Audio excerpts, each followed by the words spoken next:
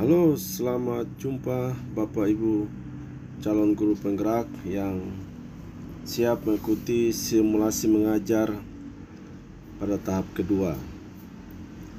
Izinkan saya untuk menyampaikan beberapa tips agar Bapak Ibu bisa lolos dalam mengikuti simulasi tahap 2. Yang pertama, Bapak Ibu, yang dipersiapkan adalah jaringan internet yang stabil. Bapak Ibu juga harus siapkan pulsa data sebagai cadangan apabila lampu listrik itu padam. Kemudian yang kedua, Bapak Ibu menyiapkan KTP karena akan ditunjukkan ketika sebelum melakukan simulasi. Bapak Ibu akan menunjukkan KTP itu kepada asesor. Jadi ada dua asesor yang akan Bapak Ibu tunjukkan KTP asli Bapak Ibu. Jadi Bapak Ibu sebelum melakukan simulasi mengajar, saran saya bahwa Bapak Ibu sudah melakukan simulasi dengan teman-teman guru atau sendiri untuk melihat durasi waktu, karena waktu yang dipakai itu hanya 10 menit. Jadi ketika masuk simulasi mengajar, yang pertama Bapak Ibu akan diberikan waktu untuk memperkenalkan diri. Kemudian setelah Bapak Ibu memperkenalkan diri, Bapak Ibu akan masuk dalam simulasi mengajar, dan langkah-langkah mengajar yang sudah Bapak Ibu buat dalam RPP yang sudah diupload itu, Bapak Ibu mengajar sesuai langkah-langkah tersebut. Misalnya kalau pertama Bapak Ibu ajak siswa berdoa, maka Bapak Ibu ajak mereka untuk berdoa. Kemudian Bapak Ibu ajak mereka katakan tanya untuk tentang kehadiran. Bapak Ibu tanya tentang kehadiran. Setelah itu Bapak Ibu buat icebreaker atau pemecah suasana secara singkat sehingga anak-anak atau murid bisa menerima pelajaran. Misalnya katakanlah tepuk semangat. Nah, setelah itu Bapak Ibu masuk untuk menyampaikan materi. Nah, sebelum sampai ke materi, ada batu loncatan dulu Bapak Ibu, baru masuk ke materi. Materi ada baiknya Bapak Ibu sudah siapkan di slide infocus, ataupun Bapak Ibu sudah siapkan untuk ditempel sudah tulis gampang, tinggal sudah ditempel gampang. Kemudian Bapak Ibu akan baca kompetensi dasar, materi, dan menjelaskan materi secara singkat. Setelah itu Bapak Ibu sudah menjelaskan juga pada murid bahwa model yang dipakai dalam pembelajaran hari ini model apa, dan Bapak Ibu membagi siswa dalam diskusi kelompok. Diskusi kelompok yang Bapak Ibu lakukan harus hidup seperti Bapak Ibu mengajar di kelas. Bapak Ibu praktekkan juga, lakukan dalam praktek simulasi ini adalah lakukan juga seperti kelas. Kemudian Bapak Ibu setelah praktek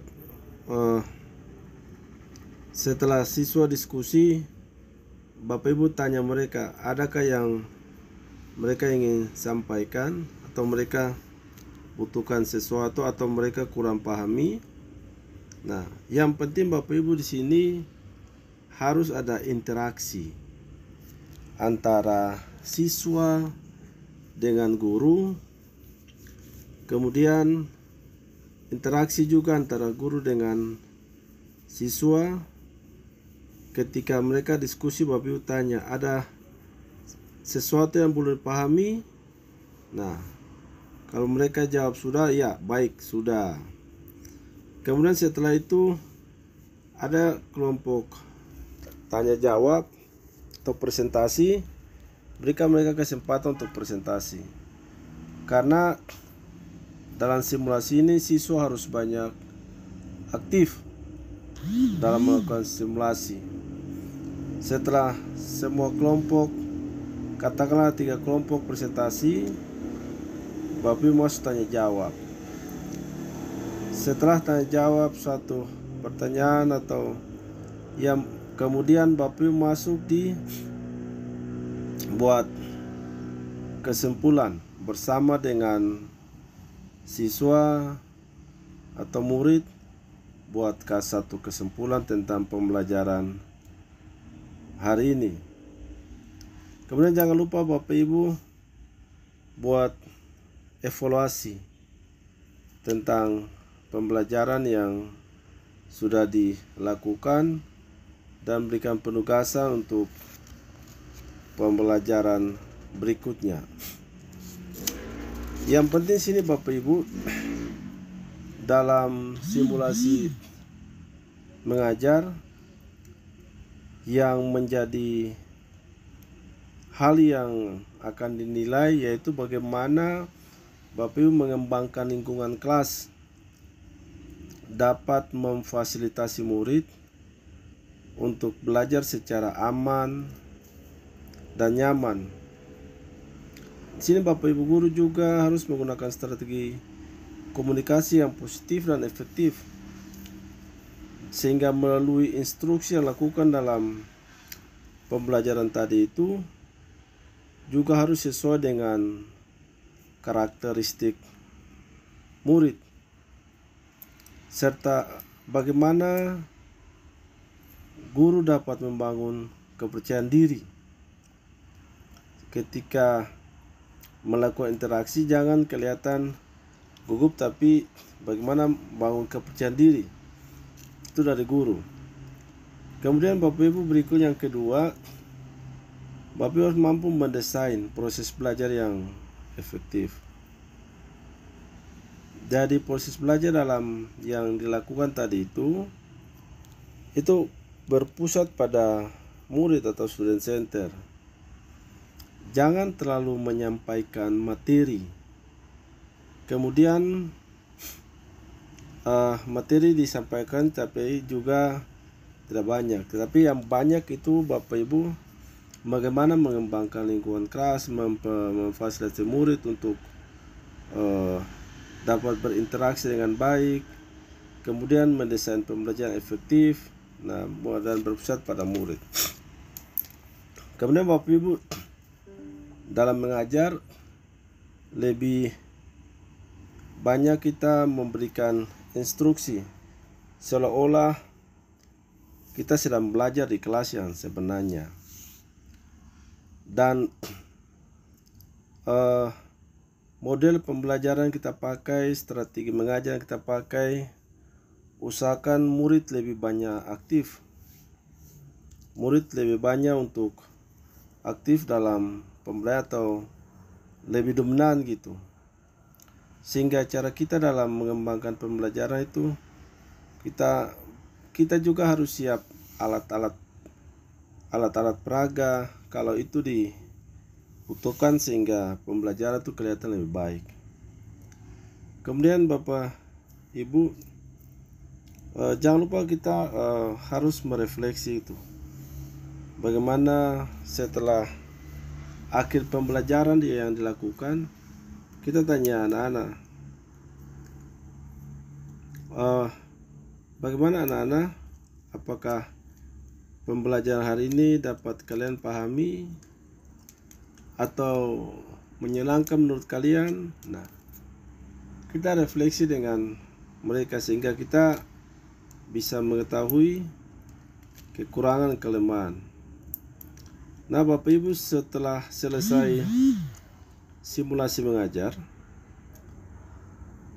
atau biasanya 2 menit sebelum selesai simulasi mengajar, itu asesor akan mengingatkan supaya jangan kita tepat 10 menit, sehingga Bapak Ibu tidak usah terburu-buru, tapi waktu penutupan ketika rangkaian terdesak, Bapak Ibu harus tutup dengan rapi.